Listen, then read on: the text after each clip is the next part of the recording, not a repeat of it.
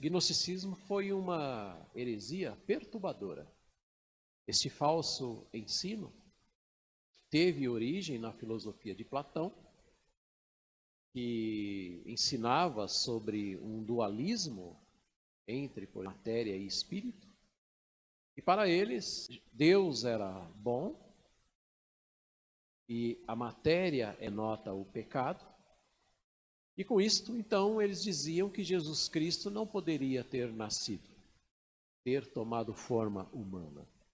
Porque o fato dele tomar forma humana faria, então, com que ele conhecesse o pecado. E Deus não poderia pecar. Então, esse ensino chegou na igreja e eles, então, diziam abertamente que Jesus Cristo, ele não era humano. Ou seja, Jesus era apenas visões de Deus para que as pessoas, então, pudessem conhecer um pouco daquilo que era divino.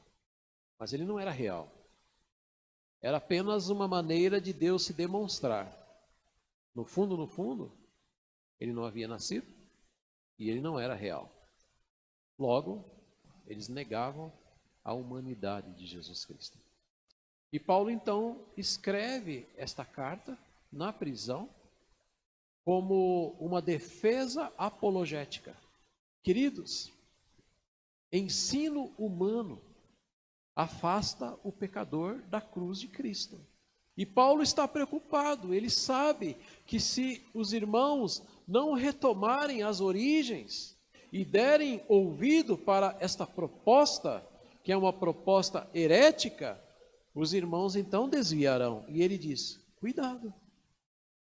Em outras palavras, fiquem atentos, fiquem alertas, pensem naquilo que vocês já ouviram, porque o ensino humano sempre afastará o pecador da cruz de Cristo.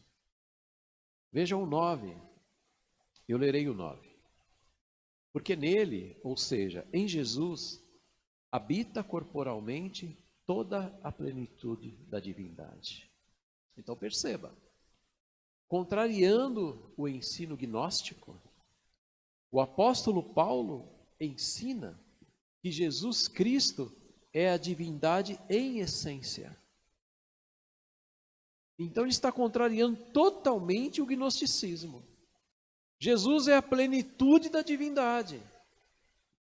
Ou seja, ele é o próprio Deus. A gente lendo a Bíblia, por exemplo, lá em 1 João, a gente percebe que outros homens de Deus também enfrentaram problemas com os ensinos sutis e hereges de homens, inclusive os gnósticos. O apóstolo João, em 1 João, divulga um conteúdo contra esse mesmo ensino gnóstico que também chegou em Éfeso. E ele ensina que Jesus verdadeiramente nasceu fisicamente. Vamos lá para 1 João, vamos ver esta mesma base sendo ensinada pelo apóstolo João. Lá em 1 João, capítulo de número 1, veja o que diz o versículo de 1 a 3. O que era desde o princípio, o que ouvimos, o que vimos com os nossos olhos, o que temos contemplado e as nossas mãos tocaram da palavra da vida. Porque a vida foi manifestada e nós a vimos e testificamos dela e vos anunciamos a vida eterna que estava com o Pai. Agora olha, e nos foi manifestada. O que vimos e ouvimos, isso vos anunciamos, para que também tenhais comunhão conosco. E a nossa comunhão é com o Pai e com o seu Filho Jesus Cristo. Agora veja comigo, capítulo 4, ainda de 1 João, do versículo 1 ao 3, nos ensina assim. Amados, não creiais a todos os espíritos, mas provai se os espíritos são de Deus, porque já muitos falsos profetas se têm levantado no mundo. Veja aqui, o apóstolo João defendendo a fé. E ele diz no versículo 2: nisto conhecereis o Espírito de Deus. Alguém poderia perguntar: apóstolo João, como conhecer se é o Espírito de Deus? Aí ele responde: todo espírito que confessa que Jesus veio em carne, olha aqui a defesa da fé, é de Deus. Os gnósticos diziam: ele não veio em carne, não pode ser, devido ao dualismo, que aquilo que é matéria para eles era a conotação do pecado. Então eles diziam: como que Deus pode ter nascido em carne? E o apóstolo João está defendendo aqui: todo o espírito que confessa que Jesus Cristo veio em carne, esse é de Deus. Agora veja o 3: e todo espírito que não confessa que Jesus Cristo veio em carne, não é de Deus, mas este é o espírito do anticristo, do qual já ouvistes que há de vir, e eis que está no mundo. Então a gente percebe que o apóstolo João, aqui em 1 João, e o apóstolo Paulo, ambos estão combatendo este tumor no meio da igreja, que é o falso ensino, esta heresia que estava entrando na igreja. Agora, quando a gente fala do nosso tempo, nós também enfrentamos falsos ensinos. E os apóstolos falaram que isso aconteceria. Abra comigo, por favor, lá em 2 Pedro. 2 Pedro, capítulo de número 2, versículo de número 1, 2 e 3. 2 Pedro, capítulo 2, versículo 1, 2 e 3. Diz assim: e também houve entre o povo falsos profetas, como entre vós haverá também falsos doutores, que introduzirão encobertamente heresias de perdição, e negarão o Senhor que os resgatou, trazendo sobre si mesmos repentina perdição. Olha o 2: e muitos seguirão as suas dissoluções, pelos quais será blasfemado o caminho da verdade. Por avareza farão de vós negócio com palavras fingidas, sobre os quais, já de largo tempo, não será tardia a sentença, e a sua perdição não dormita. Quanto ensino aqui que Pedro está nos trazendo. No versículo de número 1, ele diz que houve entre o povo falsos profetas. Homens que não ensinavam a igreja corretamente, que não ensinavam segundo a palavra de Deus.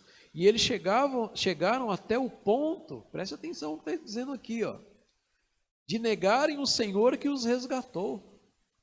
Esses homens foram resgatados. E num determinado momento, eles tornaram-se perseguidores da verdadeira fé, sendo chamados de falsos profetas. E no versículo 2 diz que muitos seguirão as suas dissoluções. Isto nos leva a entender que não são poucos que o seguem, são muitas pessoas. Muitas pessoas estão com os ouvidos abertos, escutando e seguindo esses homens que são falsos mestres, são falsos doutores, são enganadores da fé. No versículo 3 nos diz por que eles farão isso. Alguém poderia perguntar: mas por que eles fazem isso? Entre tantas razões, o versículo 3 nos diz assim: por avareza. O que é avareza? É o desejo pelos bens materiais, desejo por dinheiro, né? Então farão de vós negócios, ou seja, para eles as ovelhas representam somente dinheiro. Querem viver das lãs das ovelhas. E esses homens têm palavras fingidas, ou seja, para enganar as ovelhas, eles têm palavras fingidas, eles fingem. Eles mostram algo que é de puro fingimento, sobre os quais já de largo tempo não será tardia a sentença. Por quê? um dia eles cairão nas mãos de Deus. Infelizmente, nós estamos vivendo numa época que o púlpito virou uma mesa para negócios. Eu ofereço, você paga e você conseguirá. Então é uma mesa de negócios, onde as pessoas chegam, ouvem o que querem ouvir, não aquilo que precisam aprender, e a pessoa está ali, o líder está ali, negociando o valor da bênção. Quando a gente lê de uma maneira assim, por exemplo, não temos tempo, mas se você quiser marcar aí, eu tenho alguns versículos que falam sobre os falsos líderes, os falsos profetas, aquilo que podemos aprender. Por exemplo, Atos 20, de 29 a 30, vai nos dizer que o alvo dos falsos profetas é atrair as pessoas. Então, eles querem atrair as pessoas para eles. Não querem levar a pessoa para Deus. Eles querem ter seguidores. Lá em Jeremias 23, nós temos o versículo 16 a 17, o 21 a 22, o 25 ao 26, nós aprendemos assim, que Deus fala, olha, eu não os enviei. Eles dizem que estão falando em meu nome, mas eu nunca coloquei palavra na boca deles. Eles falam mentiras em nome do Senhor. Aí nós temos Mateus capítulo 7, versículo 15 e 16, e é dito assim, tomem cuidado, fiquem alerta, vigiem, porque olhando para eles, até parecem ovelhas, mas não são. Então por que tem que prestar atenção, ficar alerta? É porque realmente parece, o líder está com a Bíblia aberta, ele está falando o nome de Jesus, mas não está pregando a verdadeira palavra. E aí nós temos também, 2 Coríntios capítulo 11, 2 Timóteo capítulo 4, de 1 a 5, entre tantas passagens. Então os falsos profetas fazem com que o povo tire o olhar de Cristo e os tenha como referência. A liderança não explica sobre salvação, não leva a pessoa aos pés da cruz. Eles querem a mente da pessoa, para que essa fique cativa. Esses homens se colocam na posição entre a pessoa e Deus, dizendo que isto provocará o milagre. E entre tantas características que nós temos na Bíblia sobre os falsos profetas, ainda quero citar algumas. Eles querem sugar das ovelhas o conforto. Esses homens são não somente cruéis, mas extremamente cruéis.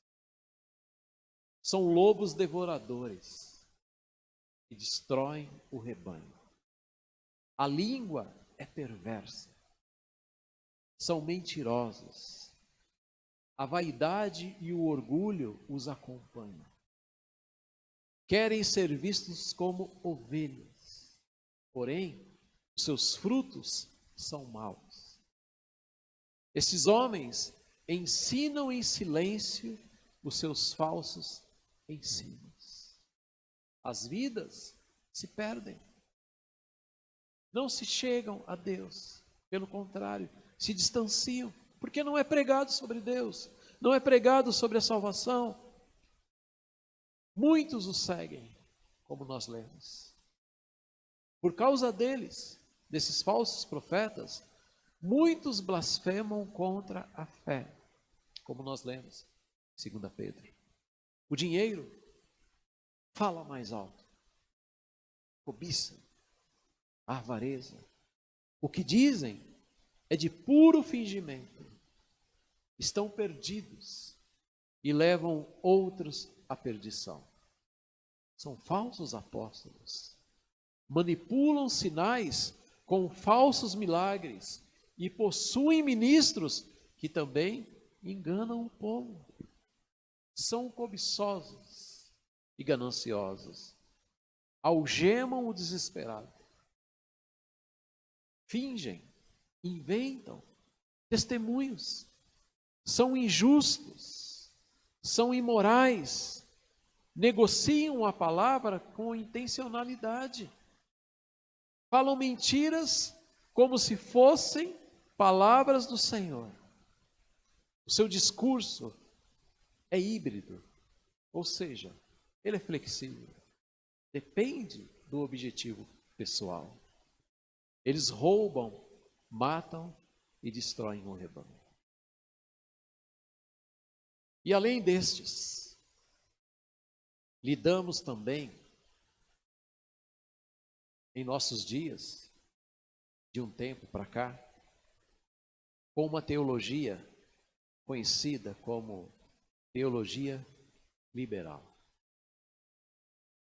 Esses líderes são conhecidos como pastores liberais. O termo liberal, no meio cristão, é usado para distinguir uma proposta religiosa mais aberta, mais flexível, se comparada à maioria das outras propostas religiosas. É como alguém com uma proposta, sentindo-se liberto e que tem estado longe daquilo que tem se falado até agora. Então, ele diz assim, não, eu agora faço parte dessa teologia liberal, ou seja, eu não estou mais debaixo daquilo que tem se falado até agora nas igrejas, eu estou pensando diferente, eu sou liberal, eu tenho uma proposta que não é tão pesada, ela é mais flexível. Então, esses pastores, que a gente chama de pastores liberais, eles têm uma visão redefinida da Bíblia. Eles redefiniram o que significa a Bíblia. Para eles, ela deixa de ser uma obra inspirada de Deus e passa a ser meramente um registro de fatos. Não é mais a palavra de Deus inspirada. É apenas um registro de fatos. E entre seus abusos, os líderes liberais dizem, por exemplo, que a Bíblia precisa ser reescrita e que necessita, inclusive, de uma atualização. Eles têm falado isso. Eles defendem que nem tudo que foi chamado claramente de pecado na Bíblia deve ser encarado hoje como pecado. Eles vão dizer, naquela época era pecado, mas hoje não. As pessoas evoluíram, são outros costumes, outros pensamentos, então não se deve ser encarado como pecado. Eles falam assim. Trazem uma ideia de igreja inclusiva, mesmo que as pessoas cheguem com práticas antibíblicas. Chegam, ficam e não precisam de mudança de vida. Por quê? Porque Deus aceita tudo. Esses homens negam os milagres narrados na Bíblia. Como, por exemplo, o nascimento virginal de Jesus. Eles negam. Eles negam a ressurreição de Cristo. Dizem, por exemplo, que Adão e Eva são lenda. E tampouco creem no dilúvio. Um desses líderes nega abertamente que Jesus Cristo andou sobre as águas. Ele diz abertamente, não, Jesus não andou sobre as águas. E não crê. E é chamado de pastor de uma grande igreja. Além disso, ele disse assim, que nós não devemos esperar a volta de Jesus, ele vindo para buscar a sua igreja. Porque o arrebatamento é uma utopia. É uma inverdade. Assim nós estamos. Um deles disse claramente, semanas atrás, que o Deus que condena quem não crê em Jesus não é o Deus dele. Em outras palavras, se Deus condena alguém por não crer em Jesus, então ele não quer crer nesse Deus. Na época de Paulo, existiam problemas. Em nossa época, temos problemas. O que fazer? Se vacinar. E a vacina é a santa palavra de Deus. Nós precisamos estar firmes naquilo que a gente crê. Porque tais ensinos representam grande ameaça ao cristianismo, por negarem a Bíblia como regra de fé e ordem. Por isso que existem igrejas que as pessoas olham e dizem assim: igreja vitoriosa. Olha quanta gente, olha que igreja estruturada. Mas Jesus olha e diz: igreja pobre.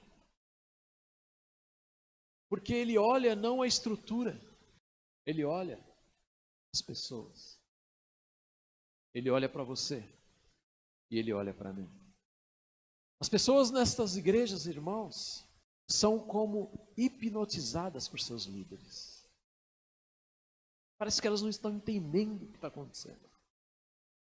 Não estão vendo.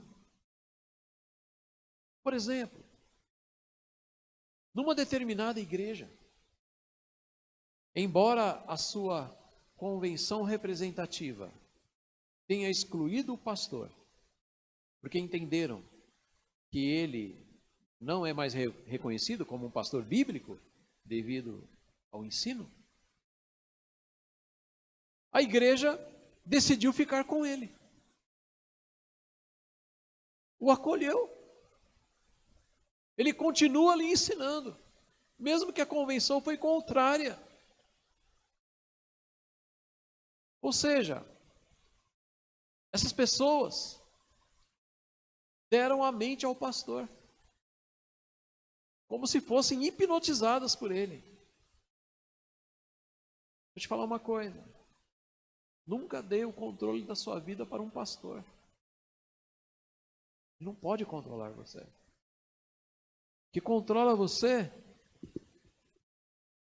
é a Bíblia Sagrada. Ela fala e a gente obedece. Ela fala, a gente aprende e a gente tem a nossa vida transformada. Ela fala e há salvação. Ela fala e há perdão de pecados. Ela fala e Deus é engrandecido. Não dê o controle da sua vida para pastor. Dê o controle da sua vida para Jesus Cristo. Aí quando nós vamos lá para Judas, para a gente terminar, lá no finalzinho da Bíblia, antecede a leitura do livro de Apocalipse, no verso 3, olha o que nós lemos. Amados, procurando eu escrever-vos com toda diligência acerca da salvação comum, tive por necessidade escrever-vos, olha só, e exortar-vos a batalhar pela fé que uma vez foi dada aos santos. Nós devemos batalhar pela fé. Nós devemos nos aprofundar nas coisas de Deus. Como foi falado de púlpito, a importância da gente estar aqui. Escola bíblica, nos cultos em geral, a gente fazer a nossa leitura, para a gente não ser enganado.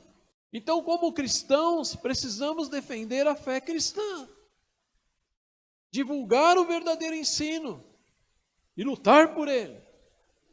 Isso é uma ordenança bíblica, conforme lemos em Judas, versículo de número 3.